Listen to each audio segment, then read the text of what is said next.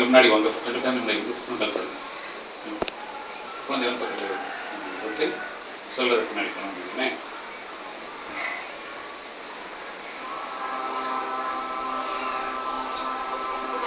கர்த்தர் கிருபையால் கொடுத்த குழந்தையை பரிசு செய்யும்படி இந்த பெற்றோர் முன் வந்திருக்கிறார்கள்.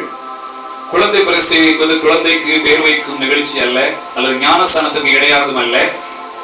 தேவன் ஈவாக கொடுத்த குழந்தைக்காக கர்த்தருக்கு நன்றி செலுத்தி கர்த்தருக்காக வளர்ப்போம் என்று சபைக்கு முன்பாக பெற்றோர் தங்கள் குழந்தையை கர்த்தருக்கு அர்ப்பணிப்பதே குழந்தை பிரதிஷ்டை.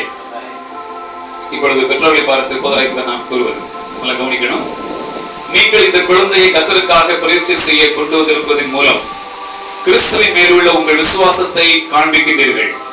அத்துடன் இந்த குழந்தை கிறிஸ்துவை அறிந்து கிறிஸ்துவ வாழ்க்கை வாழ வேண்டும் என்ற விருப்பத்தையும் தெரிவிக்கின்றீர்கள். அப்படித்தானே? கர்த்தர் உங்களுக்கு தந்துள்ள எல்லா ஆசீர்வாதங்களிலும் மேலானது இந்த குழந்தை பாக்கியம். எனவே நீங்கள் இந்த குழந்தையை தந்த கர்த்தருக்கு நன்றி செலுத்துங்கள். குழந்தைகள் கர்த்தரால் ஒரு சுதந்திரம். கர்த்தாவே, நீ தந்த இந்த குழந்தை உம்மிடத்திலே கொடுக்கின்றோம். உம்முடைய விருப்பம் இந்த குழந்தையில் நிறைவேறுவதாக.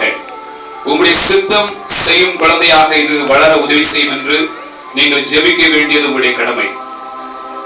பார்வோன் குமாரத்தை மோசே எடுத்து அவனுடைய தாயிடமே கொடுத்து, நீ இந்த பிள்ளையை எனக்காக வளர்த்திடு, உனக்கு சம்பளம் கொடுக்கிறேன் என்று கூறியது போல கர்த்தருக்காக இந்த குழந்தையை வளர்ப்பதற்கு தேவையான சகல உதவிகளையும் கர்த்தரே உங்களுக்கு தருவார். விசுவாசிக்கிறீங்களா? நீங்கள் இந்த குழந்தையை கர்த்தருக்காக வளர்க்கும் போது அந்த குழந்தை வளர்ந்து கர்த்தருக்கும் உங்களுக்கும் சபைக்கும் சமுதாயத்திற்கும் தேசத்திற்கும் ஆசீர்வாதமாக இருக்கும் என்பது நிச்சயம். அல்லேலூயா. கேள்வி கேட்கிறேன். கிருபை ஈவாக கர்த்தர் உங்களுக்கு கொடுத்துள்ள இந்த குழந்தையை கர்த்தருக்கு பயப்படும் பயத்திலும் பக்தியிலும் வளர்ப்போம் என்று வாக்கு கொடுக்கிறீர்களா? இந்த குழந்தை ஏற்ற காலத்தில் இயேசு கிறிஸ்துவை சொந்த ரட்சகராக ஏற்றுக்கொண்டு நல்ல கிறிஸ்துவ வாழ்க்கை வாழ வழிநடத்துவீர்களா?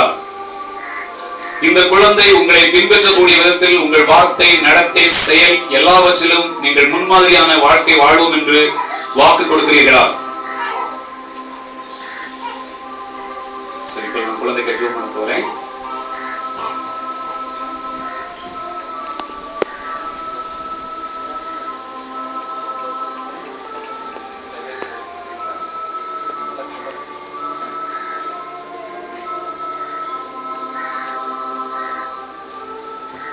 தேவனுடைய கிருபையினாலே இப்ப 2 பிள்ளைகளுக்கும் நம்ம பிரதிஷ்டை பண்ண இருக்கிறோம்.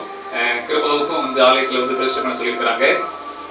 சேம் அந்த உங்க பிரமாணம் அது 2 குழந்தைக்கு நம்ம எடுத்து வைத்துக் கொள்வோம். ஆண்டுடைய நாமத்துக்கு மகிமை உண்டாகட்டும். இந்த குழந்தைக்காக இப்ப நான் முதலாவது கிருபாவுக்கு நான் ஜெபம் பண்ண போகிறேன்.